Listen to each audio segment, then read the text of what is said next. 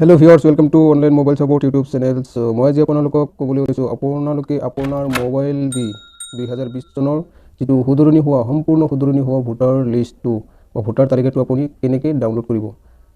এতিয়া আপুনি চাব পাৰিছে ভোটাৰ তালিকা 2020 হয়, সংশোধনৰ বছৰ 2020, ভিত্তি তাৰিখ 1 জানুৱাৰী 2020 আৰু প্ৰকাশনৰ তাৰিখ 14 ফেব্ৰুৱাৰী 2020।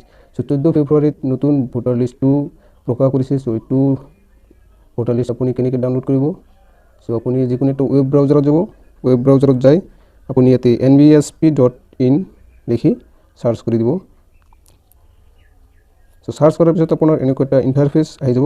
আপুনি চাব পাৰিছে ডাউনলোড ইলেক্ট্ৰল ৰোল PDF। ইয়াতে ক্লিক কৰি দিব।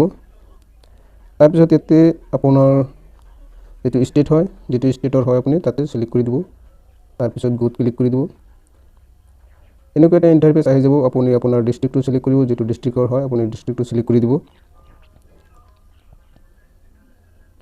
তাৰপিছত আপোনাৰ যিটো সমষ্টি হয় সমষ্টিটো চিলেক্ট কৰি দিব। তাৰপিছত আপুনি পলিং ষ্টেচন বা আপুনি য'ত ভোটদান কৰে ভোট কেন্দ্ৰ হয় সেইটো চিলেক্ট কৰিব। চিলেক্ট কৰাৰ পিছত আপোনাৰ ইয়াতে মাডাৰ ৰোল পাব। তাৰপিছত আপুনি ইয়াতে 44 + 8 = 52 inter the result above statement, তাতে আপুনি 52 লিখি তাৰপিছত ভিউ ৰোলত ক্লিক কৰিব।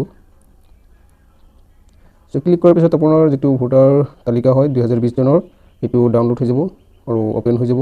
অ'পেন হোৱাৰ পিছত আপুনি ইয়াতে চাব পাৰিব আপোনাৰ ডিটেইলছ, আপোনাৰ নাম, আপোনাৰ চাব পাৰিছে ভোটাৰ তালিকা 2020 চনৰ সংশোধনৰ বিৱৰণ, সংশোধনৰ বছৰ 2020, ভিত্তি তাৰিখ 1 জানুৱাৰী 2020, চাব পাৰিছে প্ৰকাশনৰ তাৰিখ 14 ফেব্ৰুৱাৰী।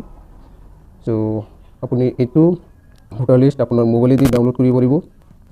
মই দেখুৱাৰ দৰে আপুনি ট্ৰাই কৰক, আপুনিও আপোনাৰ মোবাইলেদি ডাউনলোড কৰিব পাৰিব। Please subscribe my channel and press bell icon and like this video because one of your likes helps me make more videos.